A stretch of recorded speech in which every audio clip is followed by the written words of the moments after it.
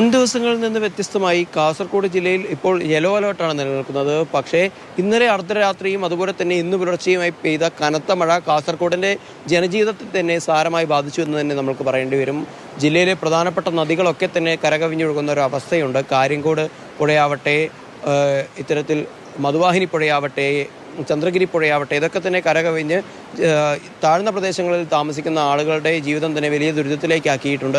ഇത്തരത്തിൽ ഇന്ന് രാവിലെ തന്നെയാണ് ഇത്തരത്തിൽ മധുവാഹിനി പുഴ കരകവിഞ്ഞൊഴുകുന്ന ഒരു അവസ്ഥയുണ്ടാകുന്നത്.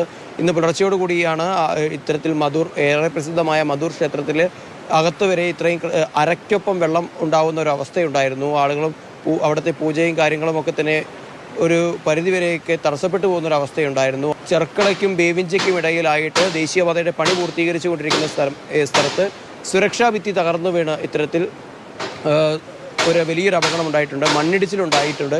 എന്തായാലും ഇപ്പോൾ അവിടെ വലിയ വാഹനങ്ങൾക്കൊക്കെ തന്നെ നിയന്ത്രണം ഇപ്പോൾ ഏർപ്പെടുത്തിയിട്ടുണ്ട്. ഇന്ന് വലിയൊരു അപകടമാണ് കുറ്റിക്കോലിൽ സംഭവിച്ചത്. കുറ്റിക്കോലിൽ ഇത്തരത്തിൽ കാഞ്ഞങ്ങാട് നിന്ന് പുത്തൂരിലേക്ക് രണ്ടുപേർ സഞ്ചരിക്കുകയായിരുന്ന കാർ ഇത്തരത്തിൽ പുഴയിലേക്ക് മറിഞ്ഞ് വലിയൊരു അപകടമുണ്ടായി. ഇത്തരത്തിൽ ഒരു ചപ്പാത്ത് വഴിയായിരുന്നു ഇവർ സഞ്ചരിച്ചുകൊണ്ടിരുന്നത്.